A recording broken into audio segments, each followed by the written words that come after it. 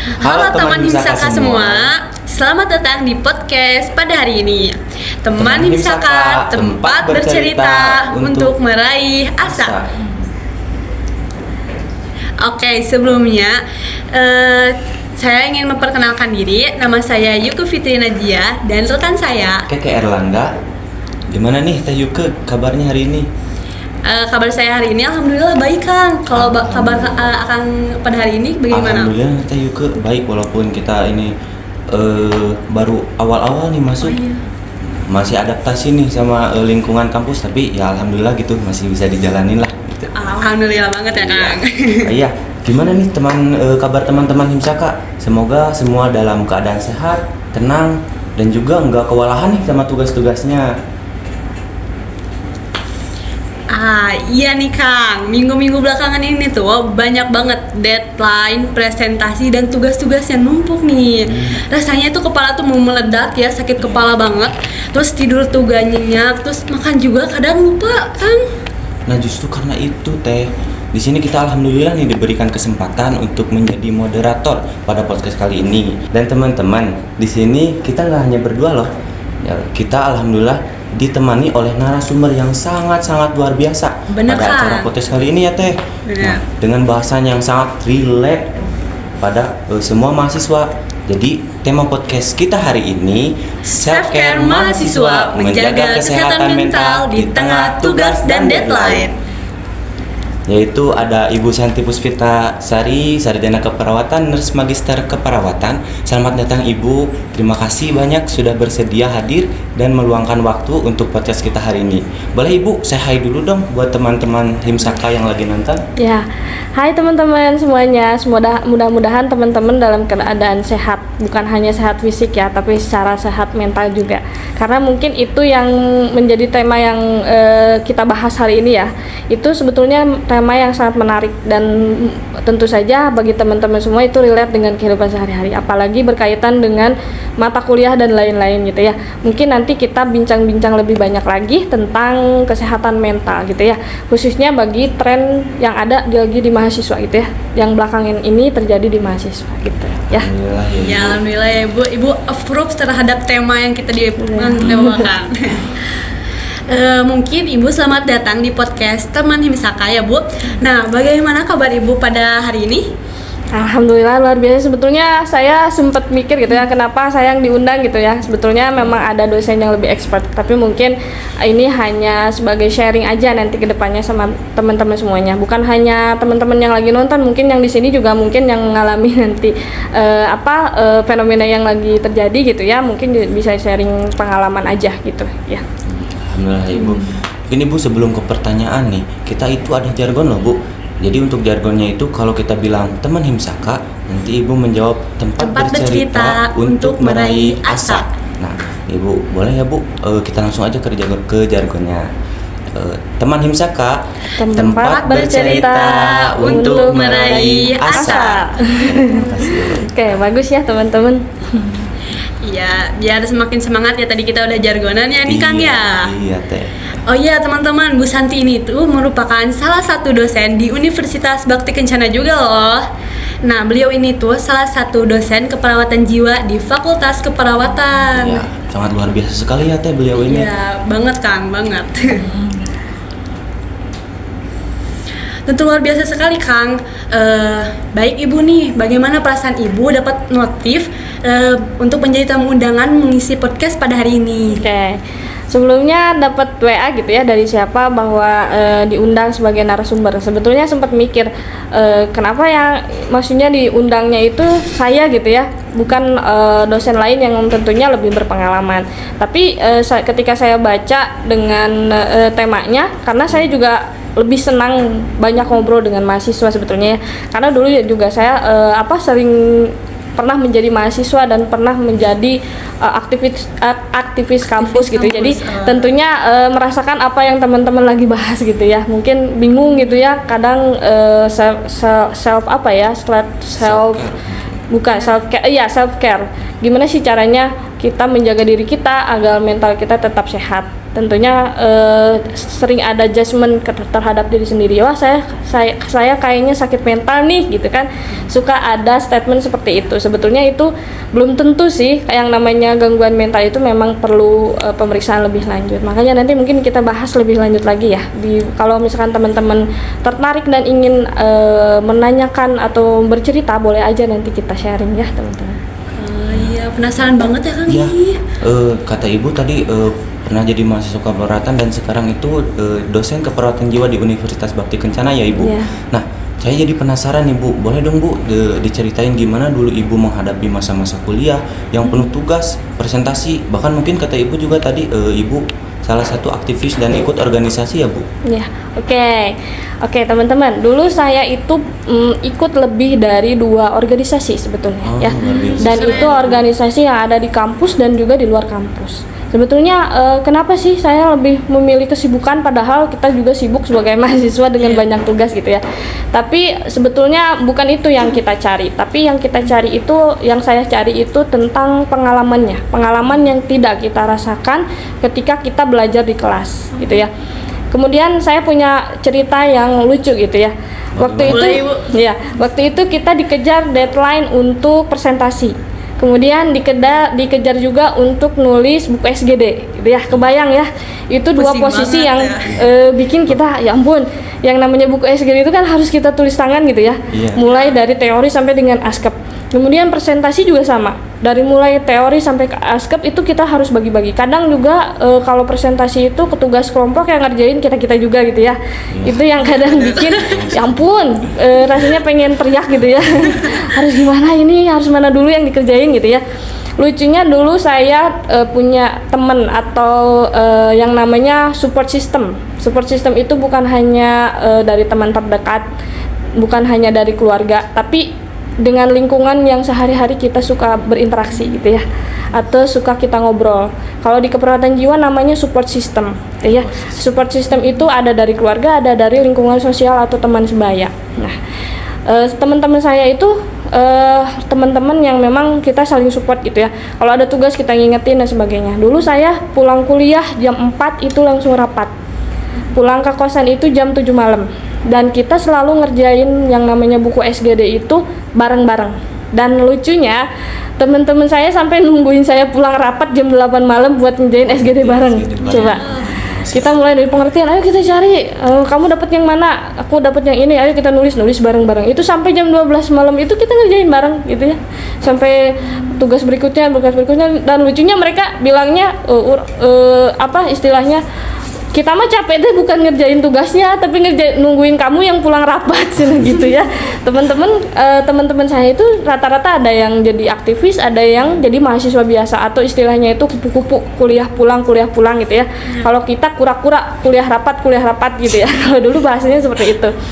Benar-benar kita sampai jam 12 malam itu masih ngerjain bareng. Di kosan tuh full, di kosan saya gitu ya. Mereka tuh ada 4-5 orang nungguin cewek cowok gitu ya. Sampai kita nyanyi bareng gitu ya, nyetel musik bareng. Kadang kita juga nongkrong di kafe bareng buat kerjain tuh ya. Jadi kayak pengertian, aku dapetnya ini, kamu dapetnya yang mana. Jadi kita ngerjainnya enjoy karena kita ngerjainnya bareng-bareng gitu. Jadi bebannya di sharing dengan teman-teman. Kalau untuk yang presentasi itu biasanya kita tidak membagi secara rata karena setiap orang kan beda gitu ya. Ada yang bertanggung jawab, ada yang tidak. Nah, caranya saya itu dengan mencari siapa kira-kira yang bisa diajak bekerja sama gitu. Jadi kalau yang sekiranya orangnya lambat dan lama gitu ya, kita lewat aja. Ya udah kita kerjain aja, dibagi-bagi, aku bagian ini. Biasanya saya yang dapat bagian yang tersulit gitu ya. Kalau nggak presentasi paling bikinnya askep di akhir, askep kasus dan presentasi itu biasanya mereka pada gak mau. Saya yang bagian terakhir karena alasannya kamu rapat, jadi kamu yang paling terakhir, paling dedeknya gitu ya. Kalau di istilah dari mahasiswa, kamu yang bagian ripuhnya gitu. Tapi asik aja gitu. Jadi selain kita dapat pengalaman secara organisasi, kita juga bisa mengembangkan secara secara komunikasi interaktif antar teman gitu ya, berkolaborasi, bekerja sama itu lebih asik gitu. Kalau pengalaman saya gitu, mereka sampai nungguin saya. Kadang saya pulang jam 9, jam 10 mereka masih nongkrong di kosan. Ada yang cowok, ada yang cewek, itu udah pada bawa buku SGD, udah beli jajanan dan sebagainya. Sampai saya pulang mereka marah-marah, tapi akhirnya kita asik lagi belajar ngerjain bareng gitu. Itu sih pengalamannya. Menarik sekali ya Kang ya cerita Ibu ya. Jadi salah satu faktor yang mempengaruhi kita dalam akademis itu salah satunya itu lingkungan ya Bu ya. Faktor lingkungan yang mensupport sistem kita. Nah, jadi Ibu kan sebelum Ibu jadi dosen keperawatan jiwa nih Ibu ya, Ibu pasti tuh kan tadi mengalami masa-masa hektik gitu, kayak masa-masa tugas kelompok dan lain sebagainya. Nah, gimana sih Bu cara Ibu menghadapi semua kegiatan itu biar gak ke-stres ke dirinya, terus tetap bisa tidur nyenyak, terus nggak susah makan Bu, terus sama biar makin tetap semangat dalam belajar dan tetap enjoy Ibu ngejalaninnya. Boleh dong Bu cerita tutorial atau cerita pengalaman Ibu biar kita dan yang nonton tuh bisa belajar dari pengalaman Ibu. Oke. Berarti ini manajemen ya, lebih ke manajemen gimana sih kita ngontrol diri, terus kontrol waktu, gimana pembagiannya biar supaya kitanya nggak stres sendiri gitu ya. Sebetulnya kalau misalkan ditanya tentang stres, itu balik lagi ke kita, coping individunya seperti apa. Seperti yang kita bahas di kelas ya, banyak tentang coping individu atau bagaimana kita mengatasi diri kita. Karena yang tahu diri kita sendiri adalah ya kita sendiri. Apa yang kita sukai, apa yang tidak kita sukai, kemudian kita lebih nyamannya itu belajarnya dengan sistem seperti apa, beda-beda. Ada yang orang itu ada yang kalau kalian belajar tentang kepribadian itu ada yang visual, auditorial, kinestetik, dan ada kombinasi antara satu dengan yang lainnya. Jadi kalau misalkan saya itu tipikalnya yang kinestetik. Jadi ketika belajar itu saya harus sambil ditulis. Nah, itu kalau orang yang kinestetik ya. Kalau kalian belajar tentang kepribadian ada di situ. Kemudian bagaimana sih cara mengaturnya biar nggak stres gitu ya? Kalian harus punya yang namanya tujuan atau targetan kalian. Targetan kalian kayak deadline-nya kita tulis 1, 2, 3 gitu ya. Yang harus segera dikerjain adalah tugas yang ini. Berarti kita bagaimana caranya kita menyisipkan waktu kita untuk kerjain itu. Dan kita harus memberikan yang namanya punishment dan reward terhadap diri kita supaya kita nggak stres. Punishment itu apa sih? Misalkan kita punya target, kita harus mengerjakan di jam sekian atau di saat rapat. Tapi ketika kita nggak bisa menyelesaikannya, kita harus ada namanya punishment atau hukuman. Berarti kita harus mengurangi misalkan yang harusnya digunakan waktunya untuk istirahat atau untuk main handphone itu digunakan untuk mengerjakan tugas karena kita menerapkan yang namanya punishment itu. Kemudian reward itu bentuk dari salah satu manajemen atau menghindari dari yang namanya stres. Self reward itu adalah penghargaan terhadap diri kita atau istilahnya itu sebagai hadiah atas kerja keras yang sudah kita lakukan. Misalkan apresiasi terhadap diri kita sendiri. Misalkan kalau di keperawatan jiwa itu ada yang namanya terapi beberapa terapi, salah satunya itu dengan self reward itu. Dengan self reward kita mengatakan kepada diri kita bahwa terima kasih kamu sudah berjuang, terima kasih kamu sudah bertahan sampai saat ini dan kamu harus tetap semangat gitu. Dengan mengatakan atau repeat kalimat tersebut itu bisa memotivasi atau memberikan sugesti positif terhadap diri kita sehingga kita itu bisa lebih semangat. Kalau dibayangkan itu saya rapat itu sampai malam, kadang ada rapat lagi kegiatan yang lain, itu sebetulnya bikin gitu ya di kepala itu ya ampun belum tugas buat besok gitu ya, mumet ya Bu ya. Mumet di kepala. Kalau saya dulu sistem ngerjainnya gini, teman-teman saya itu tipikal yang pengen saya jelasin dulu baru dia bisa ngerjain. Misalkan ada tugasnya harus seperti ini atau besok ada uprak nih, kemudian mereka itu mau ngapalin tuh susah, tapi kalau udah ibu yang ngerjain, udah saya yang jelasin satu kali aja mereka praktek udah langsung bisa. Jadi saya itu sistem ngapalinnya bukan saya ngapalin sendiri, tapi saya ngejelasin ke teman-teman begini gitu. Caranya tahapannya satu ini. Jadi selain kita ngejelasin ke teman, tapi kita juga belajar untuk diri kita sendiri buat besok gitu. Jadi caranya ya kita harus manajemen waktu sebaik mungkin. Kemudian kita juga harus yang namanya punishment dan self reward, dan juga yang terakhir itu kita harus yang namanya coping tadi. yang tadi namanya coping. Yang tahu diri kita sendiri adalah kita sendiri. Dan cara mengatasi atau mengaturnya itu kita sendiri juga yang tahu. Tergantung orang, kata saya juga. Setiap orang memiliki karakteristiknya berbeda. Ada yang visual, ada yang auditorial, ada yang kinestetik dan sebagainya gitu. Kadang ada yang dengan di-trigger gitu ya, dengan teman-teman yang ngerjain itu ke-trigger langsung dia mau ngerjain. Kadang ada yang ke-triggernya itu orang-orang ngerjain dia malah makin males. Nah, itu kan beda-beda gitu. Jadi tergantung dari diri kita sendiri, tapi harus menerapkan yang namanya self reward dan punishment ya Bu ya. Ya, jadi dapat disimpulkan ya Kang ya bahwa apresiasi untuk diri kita itu penting banget ya Bu ya. Penting banget. Ya, terus kata-kata yang dikeluarkan tuh kalau bisa positif biar ke dirinya tuh positif Kang. Nah, itu hadiah untuk diri sendiri itu ya Bu. Iya, betul. Sangat luar biasa sekali ya Teh liku-liku perjalanan Ibu Santi itu tadi sampai akhirnya itu menjadi dosen keperawatan jiwa. Nah, memang sepertinya tema yang kita bahas ini Bu sangat cocok nih ya Teh dengan profesi Ibu Santi. Iya. Betul sekali Kang, kayak profesi Ibu ini memang sangat cocok sekali dengan tema kita yaitu self care mahasiswa, menjaga kesehatan mental di tengah tugas dan deadline. Nah, bicara mengenai self care ya Ibu ya, sebenarnya ini tuh bukan hal yang baru ya Bu ya, udah lumrah banget ya.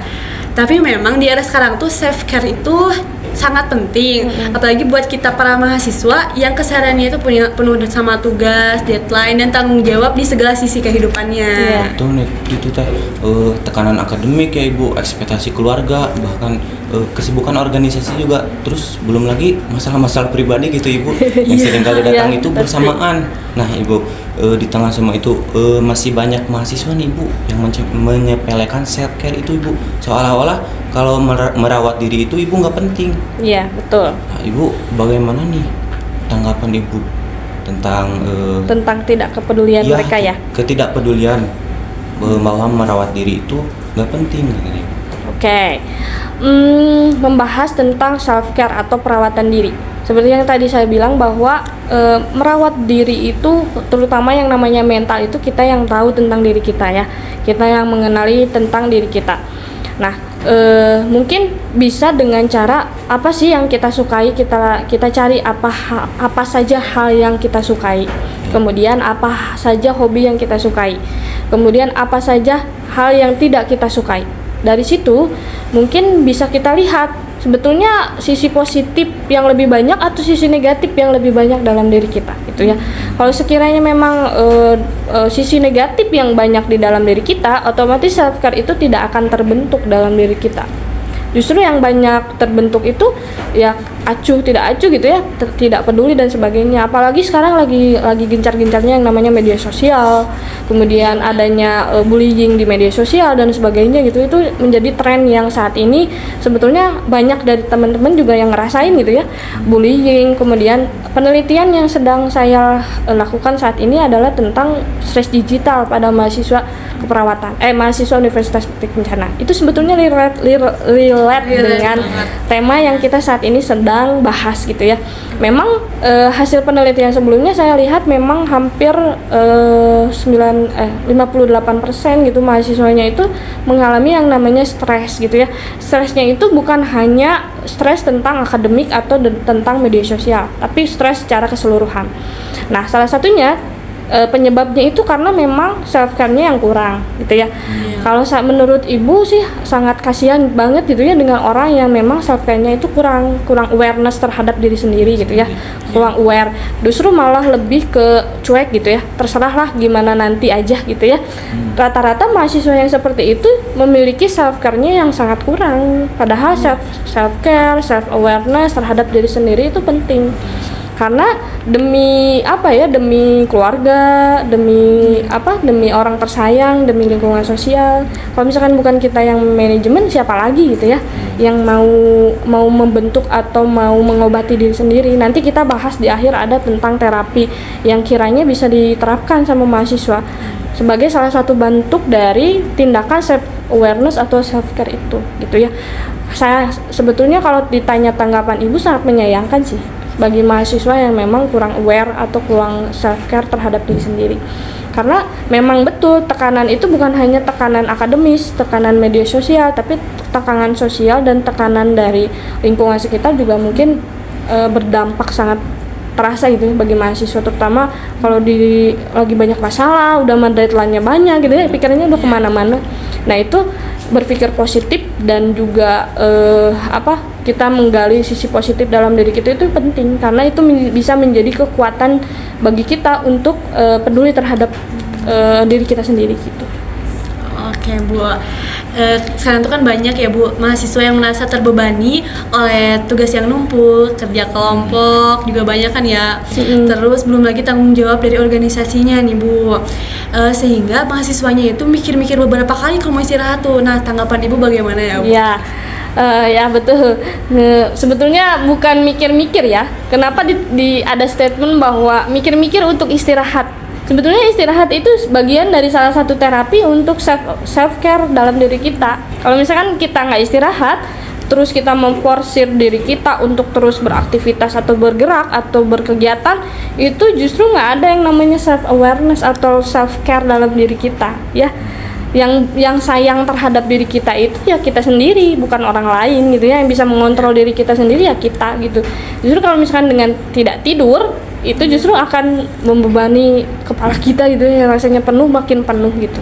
Jujur aja Ibu waktu kuliah itu nggak bisa yang namanya ngerjain sebelum tidur dulu, bahkan pulang rapat tidur helanya 10 menit gitu ya ke teman-teman. Mereka sampai angger cina ya, kamu mah tidur terus cina, tidurku harus ada tidur aja, kalau nggak ada tidur pasti nggak bisa fokus gitu. Jadi tergantung orangnya, ada yang harus tidur dulu, ada yang baru beres baru bisa tidur. Kalau Ibu tipikalnya seperti itu. Di kelas juga kadang kalau lagi lecture termasuk mahasiswa yang suka tidur. Jujur aja Ibu, mahasiswa yang memang sukanya tidur gitu ya. Kalau di kosan juga banyak kegiatan pasti ujung-ujungnya tidur. Bahkan sampai di sidang akhir aja mereka bilang bahwa iya tukang sare tapi sidang paling duluan gitu ya, bilangnya tuh kayak gitu. Jadi kayak mereka tuh sih tanpa Ibu lagi tidur aja ditanya sama dosen langsung bisa jawab gitu ya. Telinganya tuh ada di mana-mana sih apa gimana, sedangkan matanya tidur. Jadi kata Ibu juga setiap orang itu punya keunikan sama kekhasannya sendiri itu. Cara mengatasi tentang stresnya juga berbeda-beda. Ada yang dengan tidur, ada yang dengan mungkin di sini ada yang suka nonton drama Korea. Ya, mungkin dengan drakor itu bisa menjadi self reward untuk diri kita ya, atau mungkin dengan cara yang lain, misalkan dengan kalau laki-laki biasanya dengan cara olahraga dulu atau main game kayak Mobile Legends dan sebagainya, itu bisa menjadi self reward untuk diri kita gitu ya.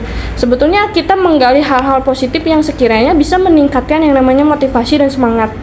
Itu bisa menjadi salah satu cara yang bisa kita lakukan gitu. Ya. Mungkin itu menjadi salah satu fun fact dari Ibu Santi juga ya Bu ya. Keunikan dari Ibu juga. Gitu. Nah jadi buat teman-teman misalkan yang suka tidur ya, itu tuh termasuk self care ya. Jadi jangan dibawa ribet gitu ya. Iya gitu. Untuk misal kayak orang itu misal self care-nya itu mungkin untuk tidur atau main game gitu Ibu, atau olahraga. Nah Ibu bagaimana tuh Ibu caranya agar mahasiswa atau orang itu bisa memanage gitu, bahwa itu tidak boleh berlebihan kan? Ya. Karena berlebihan itu kan emang nggak baik ya Bu. Ya, nggak boleh sampai lupa waktu ya. Ingat, yang namanya drama Korea, Ibu juga suka drama Korea, tapi kita harus lihat, maksudnya harus bisa yang namanya melakukan yang namanya mengerem diri sendiri gitu ya. Kita harus tahu yang namanya batasan, kita harus tahu yang mana prioritas gitu ya. Prioritas, apakah tidur itu dengan 10 menit itu menjadi obat, atau bisa justru dengan tidur 2 jam itu harus mikir lagi apakah 2 jam itu menjadi obat atau justru itu malah kemalasan yang dirasakan sama mahasiswa gitu ya. Kadang ada teman saya juga mau tidur dulu, dia sampai kita beres ngerjain dia belum bangun. Nah itu bukan yang namanya self aware atau self care gitu. Jadi yang namanya self care itu kita punya prioritas, kita punya target, kemudian kita juga tahu bagaimana di mana posisi kita ketika kita memberikan self reward gitu ya. Ada teman saya yang perempuan tapi dia itu suka game. Ketika mendengarkan penjelasan tentang tugas dia main game, tapi ketika fokus mengerjakan dia langsung mengerjakan. Jadi bisa diselang-seling tergantung dengan orangnya. Ada yang orangnya harus fokus terus ngerjain, ada yang harus diselang-seling dengan game, diselang-seling dengan media sosial. Kalau sekarang kan lagi trennya itu banyak yang kecanduan dengan internet atau kecanduan dengan media sosial. Kadang baru 5 menit aja udah mau buka handphone lagi. Nah itu perlu dipertanyakan, apakah itu bentuk dari self-aware atau self-care, atau justru itu penyakit yang ada dalam diri kita gitu ya. Jadi kalau misalkan ditanya bagaimana sih cara batasannya gitu ya, cara mengetahui batasannya, ya kita harus punya prioritas dan kita harus punya target gitu ya. Yang tadi saya bilang ada punishment, ada reward. Kalau kita melakukannya sesuai dengan timeline atau target yang kita lakukan, kita berikan yang namanya reward terhadap diri kita. Dengan kita memberikan reward itu menjaga kesehatan mental kita secara tidak sengaja gitu. Dengan adanya punishment kita membiasakan kita untuk tertib atau istilahnya disiplin terhadap target atau prioritas yang kita lakukan gitu ya. Gitu ya. Kita harus itu mungkin Bu mengenal diri kita sendiri ya. Mengenal tipikalnya yang seperti apa gitu. Ya, baik Ibu. Nah, sekarang itu kita masuk ke segmen yang paling ditunggu-tunggu nih. Apa nih Kak? Yaitu Tawa Temaka, tanya jawab teman Himsaka. Oke. Nah, di sesi ini jadi kita itu bakal bacain pertanyaan nih Bu dari teman-teman Himsaka seputar tema hari ini nih Bu. Nah, yang pastinya itu relate nih ya Teh. Iya benar banget sama kehidupan kita sebagai mahasiswa. Boleh dong Teh, gimana sih pertanyaannya, boleh disebutin? Nah, masuk ke pertanyaan yang pertama ya Bu ya. Gimana caranya menjaga kesehatan mental saat tugas kuliah dan deadline itu bertumpuk semuanya pada satu waktu Bu? Oke. Iya. Kadang tugas dari Ibu hari itu ya. Tugas dari dosen lain, KMB dan lain sebagainya itu dari di hari itu juga hari gitu itu. ya. Gimana sih sebetulnya harus ngapain dulu gitu ya? Harus gimana nih? Iya. Saking stresnya gitu ya, nggak bisa berpikir. Yang pertama, kalian harus yang namanya kata Ibu juga gali sisi positif dalam diri kalian dan kenali diri kalian sendiri. Kadang kita juga nggak bisa mengenali tentang diri kita gitu ya. Diri kita itu tipikalnya seperti apa, terus sisi positifnya apa dan sisi negatifnya apa. Setelah kita kenali, kita coba kaji terlebih dahulu gitu ya, dari materi yang disampaikan atau dari tugas yang diberikan, kira-kira apa yang lebih mudah gitu ya, yang sudah terbaca maksudnya gimana ya, yang sudah kalian tergambar ngerjainnya harus kayak gimana. Nah itu yang diduluin. Kalau misalkan kita berkutat di tugas yang memang sulit, itu justru makan bikin kalian stres sendiri gitu ya. Belum apa-apa kalian sudah ke-trigger, ini mas tugasnya berat gitu ya, terus juga pusing, nggak akan selesai ini mah gitu ya. Stigma itu yang harus kalian rubah. Stigma itu adalah persepsi kalian terhadap tugas. Kalau persepsi kalian terhadap tugasnya itu udah negatif, otomatis nggak akan selesai sampai kapanpun ya. Kalau misalkan stigma kalian, saya pasti bisa nih, gampang ya mah, mudah itu mah gitu ya. Dengan kata-kata positif yang kalian keluarkan itu dapat menjadi salah satu cara untuk menjaga kesehatan mental di tengah gempuran tugas gitu ya kalau istilahnya. Kalau misalkan kemudian bingung nih, ada antar teman gitu ya, misalkan antar teman, kamu udah belum tugas? Belum, saya emang nggak akan ngerjain gitu ya, atau enggak pusing gimana ya ini teh. Kalian kan bisa yang namanya diskusi dengan teman. Siapa tahu dengan mumetnya kepala atau stresnya di kepala ini, dengan mengobrol dengan teman kalian bisa mendapatkan inspirasi gitu ya. Kira-kira ngerjainnya seperti apa, ngerjainnya bentuknya seperti apa. Kalau kalian bingung, mungkin bisa tanya juga ke dosennya, Bu, kami kurang paham atau situasinya kami sedang sulit gitu ya.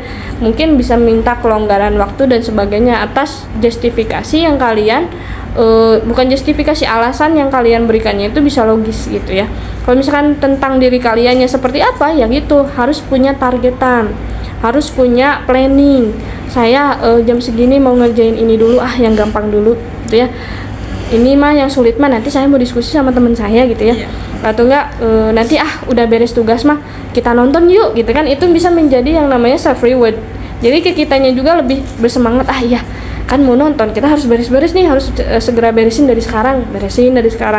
Atau enggak dengan cara tadi ngerjainnya bareng-bareng, jadi bebannya dibagi dengan teman-teman. Kalau misalkan kita ngerjainnya bareng-bareng, ya lain pusing, kita juga pusing kan, sama-sama pusing. Dan kalian harus berpikir bahwa memang bukan kita aja yang pusing, tapi semua orang juga, yang teman kalian juga sama-sama lagi ngerjain. Dan kenapa mereka bisa, kita juga enggak gitu ya.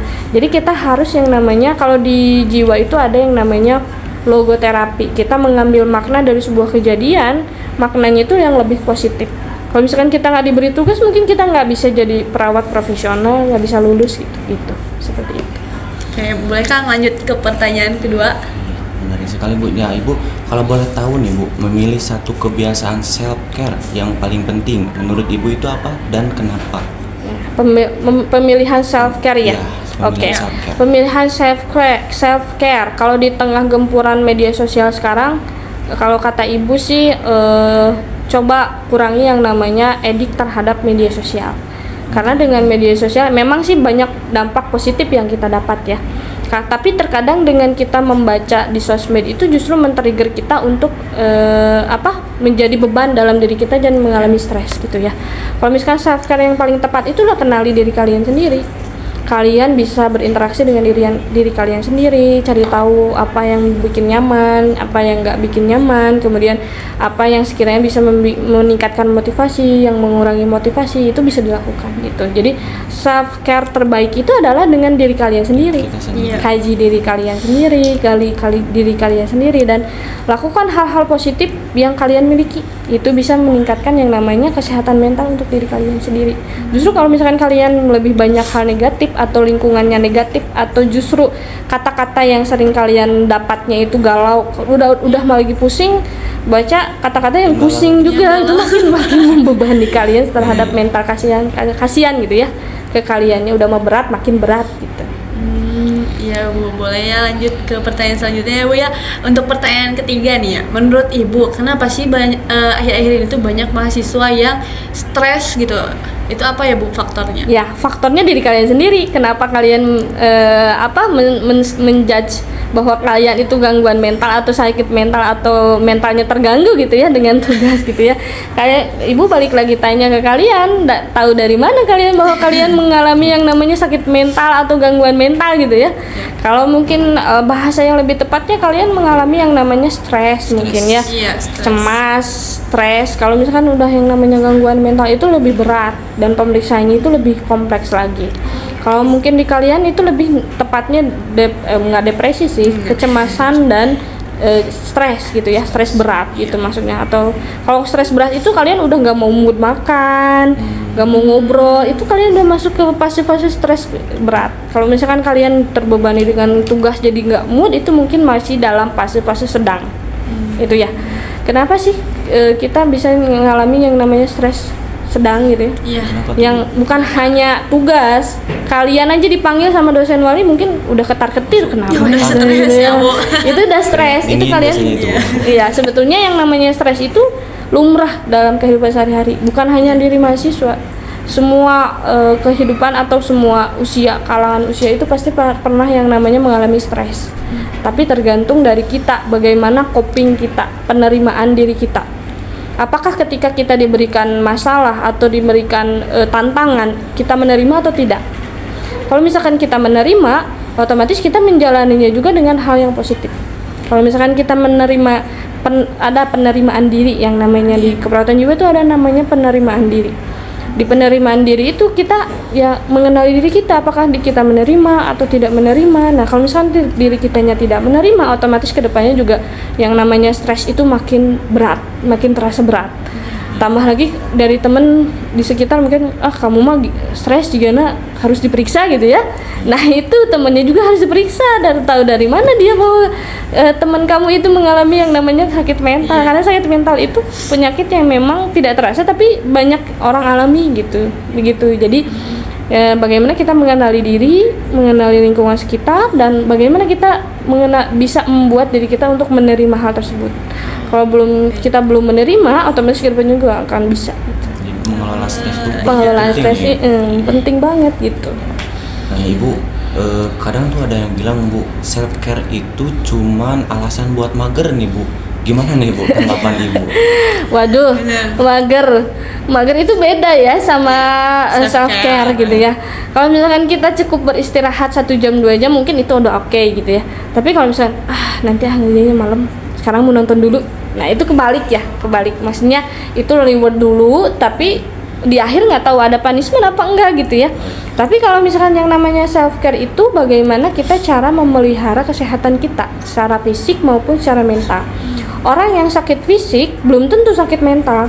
Tapi orang yang sakit mental kemungkinan ada sakit fisik. Jadi yang namanya sakit mental itu fisik dan mentalnya itu memang mengalami gangguan gitu ya. Terus ketika kita mageran, apakah kita gangguan mental atau kita self care atau kita sedang menjaga diri? Tanya dulu dia magernya itu karena apa. Kalau misalkan mager karena dia istirahat dulu setelah ngerjain tugas, nah itu bisa dibilang yang namanya self care. Tapi kalau magernya itu berjam-jam sampai seharian, nah itu perlu ditanyakan kepada dia bahwa dia itu sebenarnya kamu males apa self care sih, self care-nya kok kepanjangan gitu ya gitu. Karena self care itu bukan hanya mager, kalian bisa dengan membuka medsos, bisa dengan tidur, bisa dengan mungkin sekedar jajan minuman, itu sebagai self care gitu ya. Jadi kalau di kalangan mahasiswa itu beragam sepertinya kalau self care itu bukan hanya dengan cara mager gitu ya. Iya. Nah kalau itu mah lebih ke males sih kayaknya ya, nggak punya target sama nggak punya prioritas gitu ya, nggak punya tujuan. Nah sebelum kita tutup podcast hari ini, Bu, boleh dong Bu kasih kata-kata pesan atau kata-kata hari ini. Nah buat pegangan teman-teman mahasiswa dalam menjaga mental mereka. Ya, kalau pesannya sih no mager-mager, tapi harus tetap yang namanya sehat jiwa sehat mental dengan cara self care dan self awareness buat diri kita sendiri gitu. Ya. Okay. Jadi harus tetap ingat ya teman-teman kata Ibu tadi. Ya Ibu, terima kasih banyak Ibu, sungguh obrolan hari ini tuh sangat-sangat bermakna ya Teh. Dan insya Allah akan jadi bekal penting buat kita semua dalam menjalani perkuliahan yang padat dan tapi tetap sehat dalam mental gitu. Iya benar Kang, amin ya. Amin. Baik Ibu, semoga Ibu selalu diberi kesehatan, kelancaran dalam mengajar dan terus menjadi inspirasi buat kami para mahasiswa. Amin. Sampai jumpa lagi Ibu di lain kesempatan. Dan tentunya kita ucapkan terima kasih juga buat teman-teman Himsaka yang sudah setia nih mendengarkan sampai akhir.